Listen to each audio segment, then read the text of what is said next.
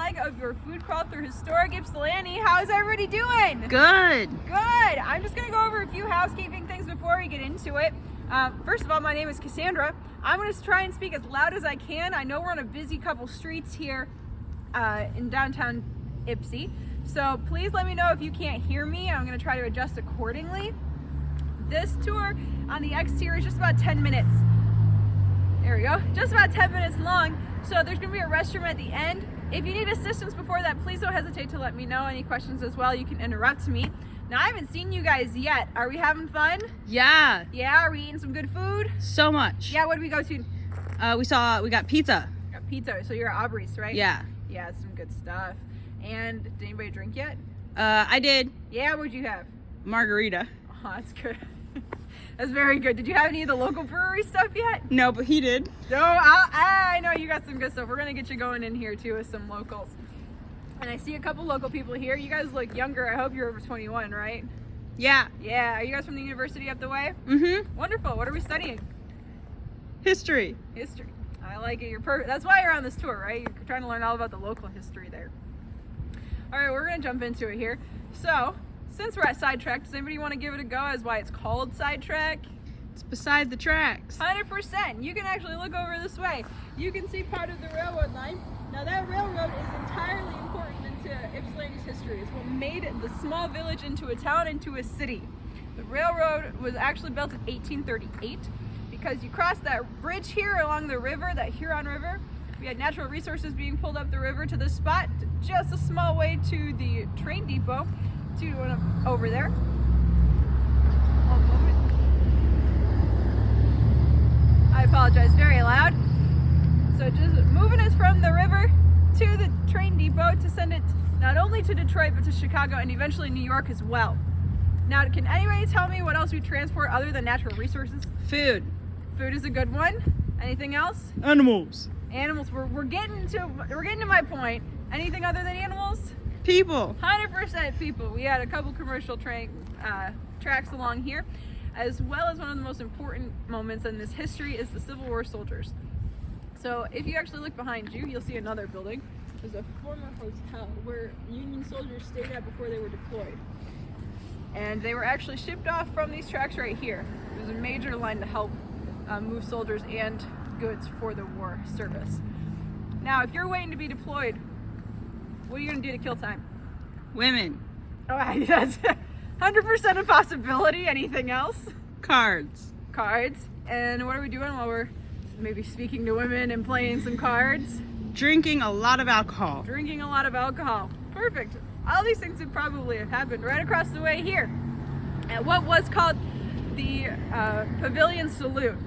Now, the building behind you was actually built in 1850. The Pavilion Saloon was actually documented here in about 1860. It's one of the earliest occupants here, and that kind of started the legacy of a restaurant and a bar tavern in that space. Now, you can see behind you all that red brick. That's all original. It's the original structure for the most part. You can also see some windows up top. Those are actually going to be former apartments. Now, one of our next proprietors, Nicholas Max, actually moved here and immigrated from Germany with his family, including his brother and his elderly parents. Now, he did not start off owning this saloon at the time, but he actually worked in the paper mill with his brother, owned the saloon, and then his brother went from the paper mill to working as a bartender, we believe, in the same restaurant with him. While they're working at the saloon underneath, the family is living upstairs. So not only is that Nicholas, his brother, his parents, I believe another sibling, we've also got Nicholas's wife and kids all in that same little room here. He owned this for about 15, 20 years. Now we're getting into the early 1900s. It passes hands a few times. It actually changes from a saloon to a lunchroom. Can anybody take a guess as to why? When did it turn into a lunchroom? So it passed hands a couple times. So you've got a couple lunchrooms in there. I believe there was only one saloon in between it, but we're talking like early, like 1910s, 1920s. Prohibition. 100% prohibition. No alcohol sales. Which means that it was no longer labeled a saloon or a tavern. It was a lunchroom, and they focused on soft drink sales. So you'd have root beer, and you'd have a lot of locals from the railroad line and other blue-collar workers come to take their lunches here around the city. So we're gonna move up a little bit further because we're gonna talk about one of the most catastrophic moments in the history of this building. That's gonna be 1929 when the proprietors were the Olettes. That's gonna be Bert Olette and Sestia Olette. They are a husband and wife pair. They did not own the restaurant, they did not own the building. Mrs. Cadwell owned the building and rented it out. But they managed the lunchroom that was there, and they were there on the day that the train hit the building. You heard me right. One of the trains from the tracks, its wheel came off of the track, lost control of that freight car, and it slammed right into the side of the building here. Fantastically, there were no casualties. Now, I did mention that Bert and Sestia were there. Bert suffered minor injuries. Sestia did unfortunately have a cracked skull and was partially paralyzed on her left. Mrs. Cadwell, we're gonna keep going this way so it's a little quieter. Actually, her own home was in the corner here that I'm gonna show you.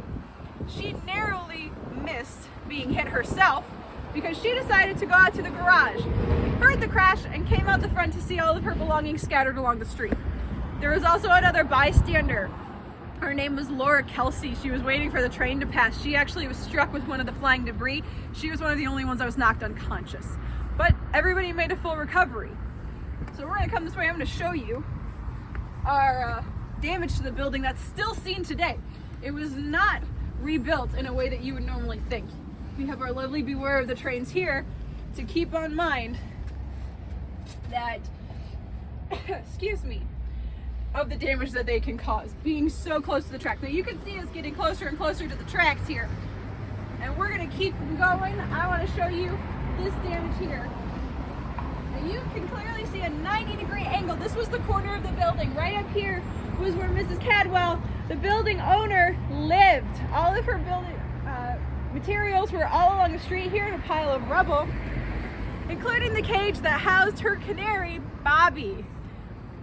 But Bobby didn't die. I told you there were no fatalities. Bobby didn't die. He was missing and presumed dead for quite a few days after, but his cage was found amongst the rubble, and while he was pretty battered, he did survive and continue the rest of his life in Mrs. Cadwell's care. Yay! Happy story for everybody. So we're going to continue on, and I'm going to talk to you a little bit about the reason you're here. So we're on a food crawl, but we're going to be eating some ethnic and authentic Greek food. And that's going to come from the next owners of this building, which is going to be George and Flora Christos, who were Greek immigrants here to Ypsi. Now they actually owned this building in two different phases. One as a lunchroom that served soft drinks, and the next as a tavern. Prohibition was lifted, we get to serve alcohol again. So that's when it changed to a tavern instead of just a lunchroom that served soft drinks. So that's going to be the kind of food that we're eating here. And it's all thanks to the Christos. Now it's actually all based off of a menu that is actually found if you go down this way to the Ypsilanti Historical Archives, Society Archives, and they've got, pardon us, we'll move everybody around the way here. That is part of the Greek community here in Ypsi.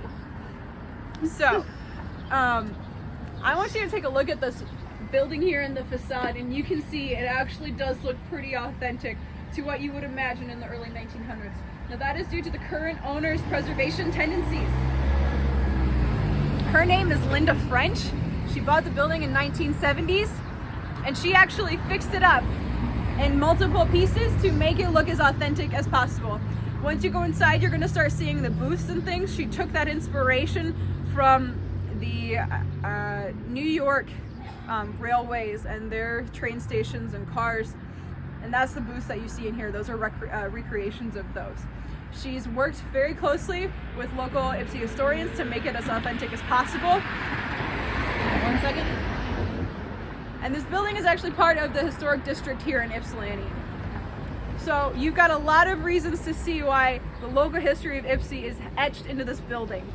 You've got the original brick structure, you've got that corner there that's still missing from over 150 years ago, and you have the legacy of this building still being an eating place for the community over 150 years later.